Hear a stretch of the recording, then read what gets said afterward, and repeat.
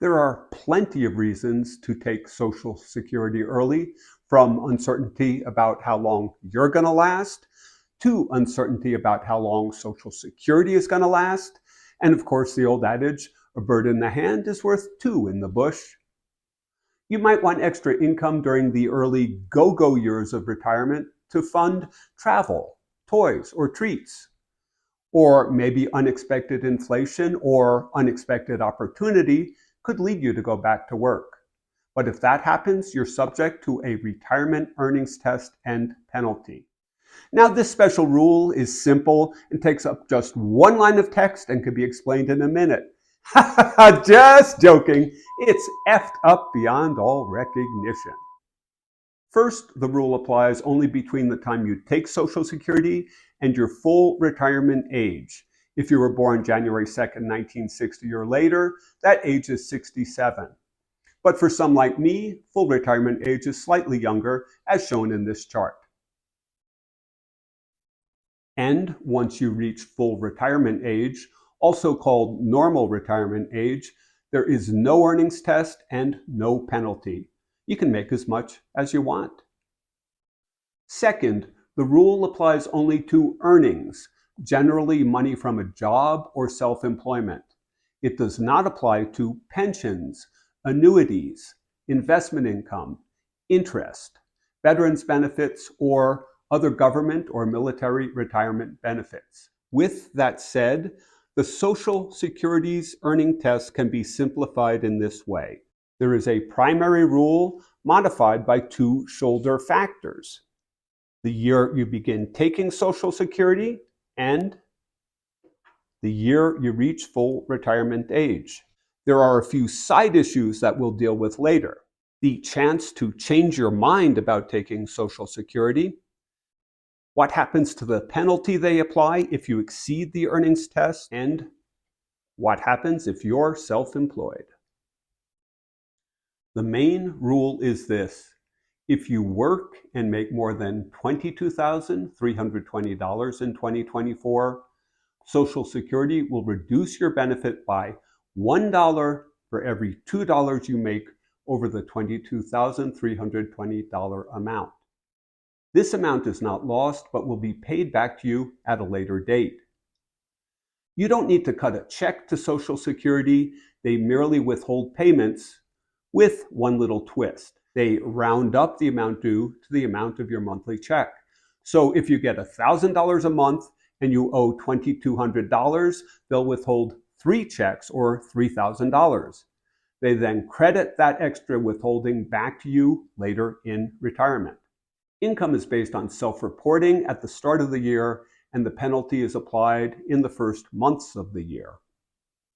Income is calculated in the main rule on an annual basis, not a monthly basis. There are two shoulder rules. The left shoulder rule applies the year you start receiving early Social Security payments.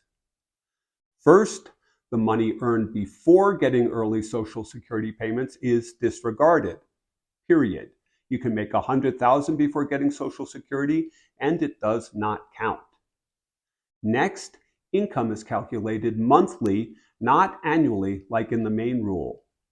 Income under $1,860 per month after you start getting Social Security is disregarded. But if you have income over $1,860 per month, you will get no Social Security benefit at all in that month. Then, starting in the second year, the regular annual income limit applies.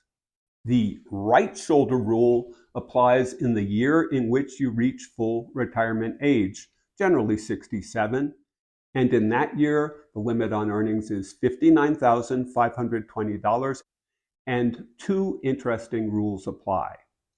If you exceed the earnings cap, you pay back $1 of every $3 over the limit, not $1 out of every 2 like in the main rule. And just like in the left shoulder rule, the cap is applied monthly, not annually. In any month that your earnings are over $4,960, you pay that penalty of $1 out of every 3 over the amount. These are the basic rules, of course. but there are always exceptions for special circumstances and additional complications. Now let's look at the 3 cards we set aside. First, you can cancel your decision to take Social Security once in the first 12 months after benefit approval, but you'll have to repay all the benefits you received plus any Medicare payments made on your behalf. The next card, the retirement earnings penalty you pay does not disappear. Social Security does pay you back, but the return payments are spread out over your projected lifespan as an increase to your Social Security check. And here's an interesting aspect. If you die early, you don't recover the whole amount. If you live longer than expected, you recover more than you paid. The third card is the issue of self-employment, and the rule seems a little weird.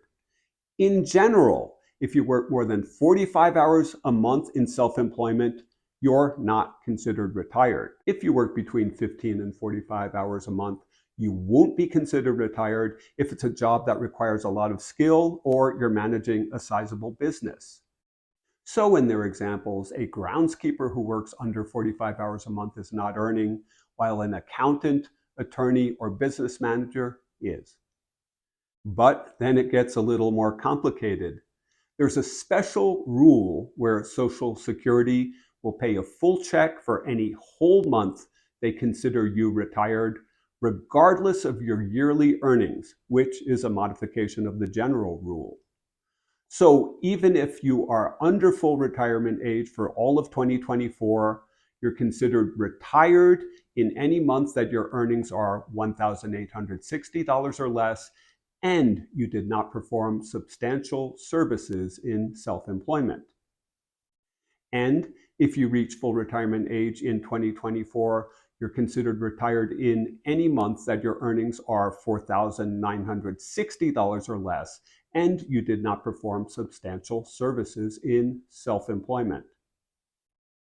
The special rule lets Social Security pay a full check for any whole month in which you are considered retired, regardless of your yearly earnings. Finally, income in self-employment is net earnings after expenses are paid. Self-employment income is counted when paid, unlike regular employment income, which is counted when earned. So that's it. There's the main rule, 2 shoulder rules, and a few side cards. It does make me wonder why the Social Security Administration goes through all of the trouble to create and administer these complex rules. I mean, why is there a penalty at all for working? It would seem the government would want more people working, contributing to the strength of the economy and paying more taxes. Why penalize them at all? And if a penalty is appropriate, why make it so complex? Why not simply allow early benefit recipients to put their Social Security checks on hold while earning above a certain point, or to repay the benefits and get a complete redo? Anyway, I'm not a policymaker, and I see little likelihood that these rules will change before I reach full retirement age. So my choice is to understand the rules and to work around them. Finally, please understand that, like you, I'm a regular Joe just trying to understand these rules. If you need expert advice, please consult an expert. So good luck with your Social Security benefits decision, and thank you for watching.